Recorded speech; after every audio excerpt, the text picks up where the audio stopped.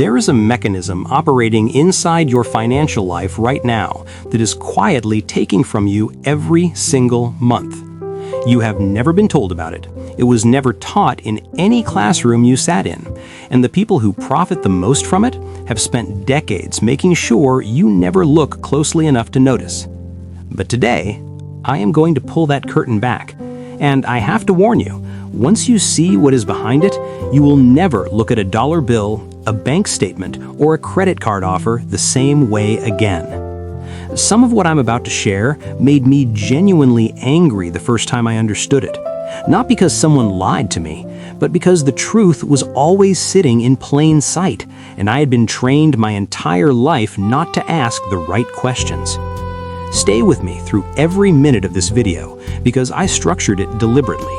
Each piece builds on the last, and the final revelation ties everything together in a way that will fundamentally change how you interact with money starting today.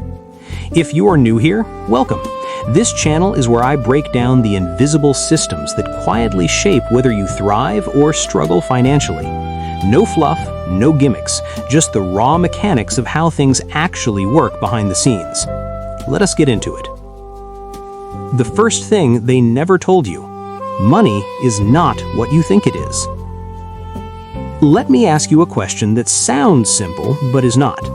What is money? If your answer is something like a medium of exchange or a store of value, you are repeating what you were taught, and what you were taught is technically accurate, but dangerously incomplete. Here is what money actually is at its core. It is an agreement, a collective act of trust. That paper in your wallet, those digits on your banking app, they have no inherent worth, none.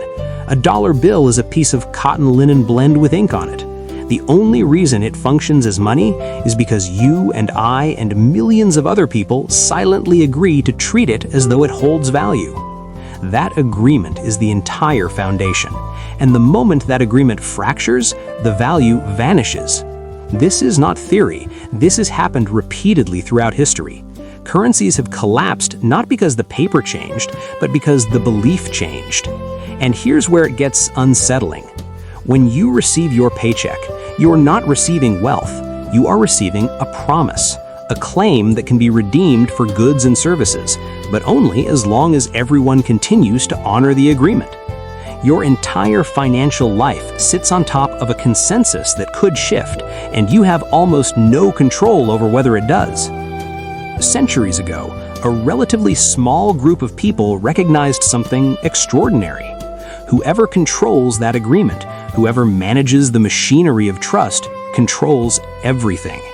And so they built systems, institutions, layers of complexity specifically designed to make money feel mystical and unreachable, something ordinary people could use but never truly comprehend. And it worked. Most people never stop to question what money fundamentally is. They just spend their lives chasing more of it. And when they can't get enough, they assume the problem is them. That assumption is not accidental. It was engineered. How the machine actually operates. Now let me show you what happens behind the doors you're not supposed to open. When you deposit money in a bank, you probably assume the bank holds it safely for you. It does not. The bank immediately takes a large portion of your deposit and lends it to someone else. This is called fractional reserve banking, and it means your bank is only required to keep a small fraction of your money actually on hand. But here's the part that genuinely disturbed me when I first learned it. The bank doesn't just lend out the money you deposited. It creates new money by issuing loans, digitally, out of thin air. When a bank approves a loan, it doesn't pull that money from a vault. It types numbers into an account. That money did not exist 5 minutes before the loan was signed. Let that settle for a moment. The vast majority of money circulating in the economy right now is not physical currency. It's debt. It exists only because someone somewhere borrowed it into existence and is currently paying interest on it. Your salary, your savings, the numbers in your account, a significant portion of all of it traces back to someone else's loan. And if enough people default on those loans simultaneously, that money doesn't just move somewhere else, it literally ceases to exist. It disappears from the system entirely. Now, here's where it turns genuinely dark. The system doesn't just tolerate debt, it requires it. It can't function without perpetual expanding debt. Why? Because every loan carries interest. If a bank creates $1 million through lending at 5% interest, it has introduced $1 million into the economy. But it has simultaneously created a requirement for $1,050,000 to exist in order for that loan to be repaid. Where does that extra $50,000 come from? More loans, more debt created, more interest generated. It's a cycle that demands constant expansion to avoid collapse. This is not a flaw. This is the architecture. And the people who designed it understood something profound about human psychology. Most people would rather feel wealthy while drowning in debt than feel modest while being genuinely free. So they built a culture around that preference.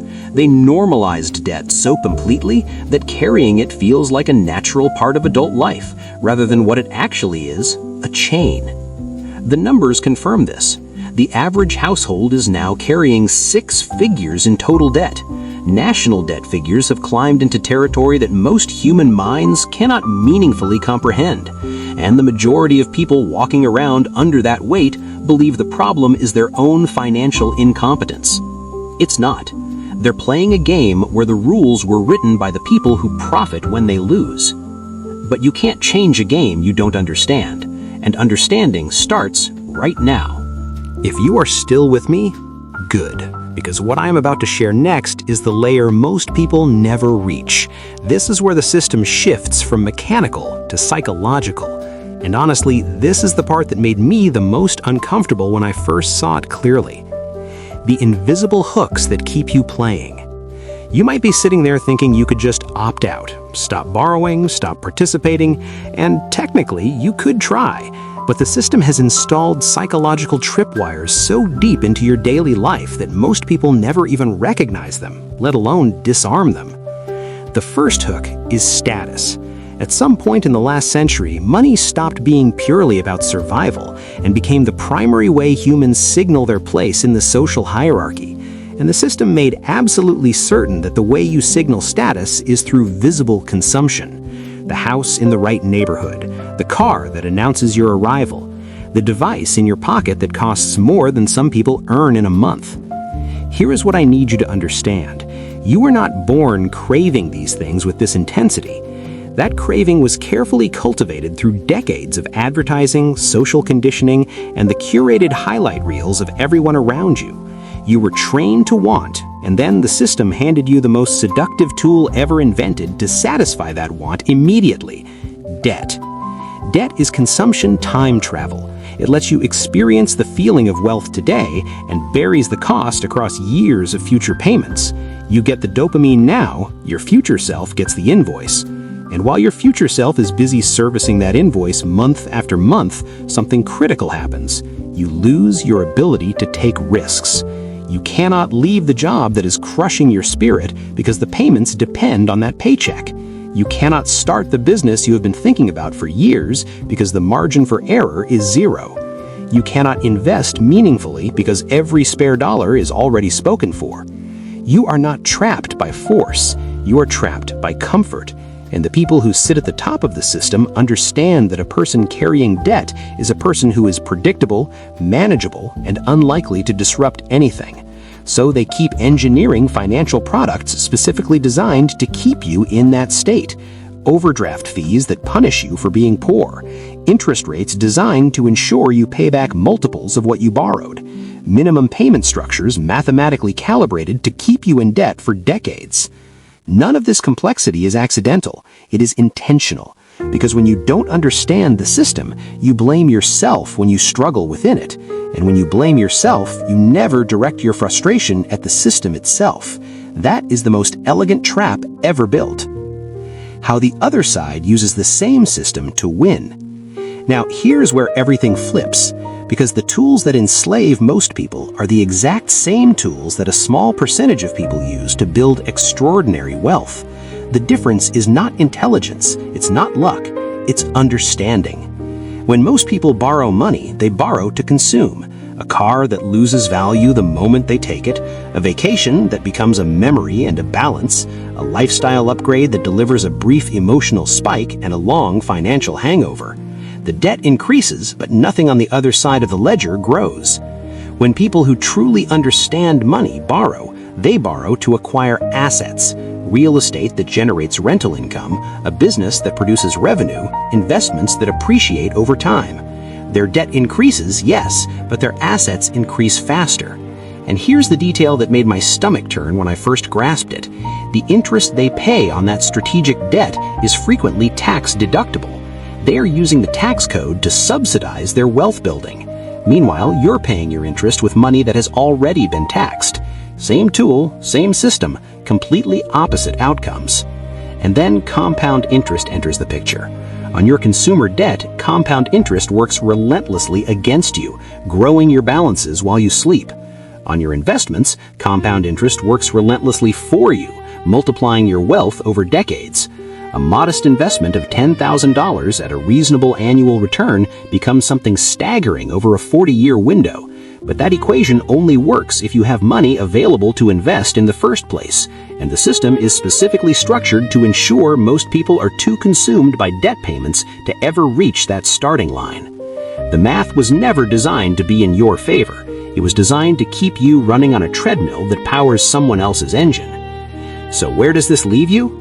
Here's what I want you to take from everything I have shared. Knowing how this system operates will not magically extract you from it overnight, but it does something that might be even more valuable.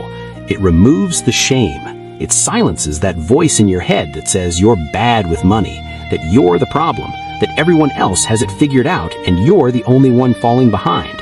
You are not failing. You are functioning exactly as the system was designed to make you function. And the moment you truly internalize that, everything shifts.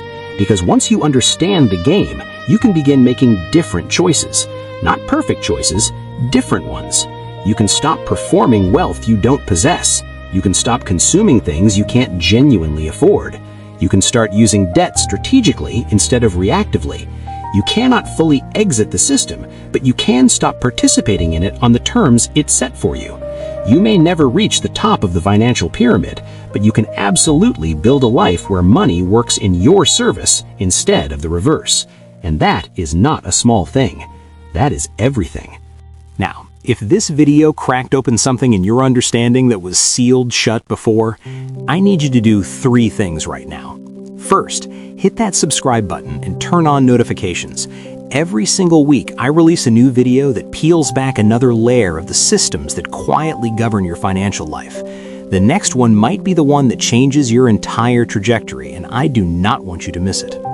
Second, drop a like on this video. It sounds simple, but it directly determines how many other people get the chance to see this information. Third, send this video to one person you care about, someone who has been blaming themselves for struggling financially, someone who deserves to know the game they have been playing without the rulebook. Be the person who hands them that knowledge. Before you leave, I need to hear from you on this. Now that you understand how the system actually operates, what is the single biggest financial decision you have made in the past that you now see completely differently? And here's a deeper one that I genuinely want your perspective on. Do you believe it is truly possible for an ordinary person to use this system to their advantage, or is the game too rigged for most people to ever win? Drop your honest answers in the comments. I read every single one, and some of the most powerful conversations on this channel happen right there. I will see you in the next one.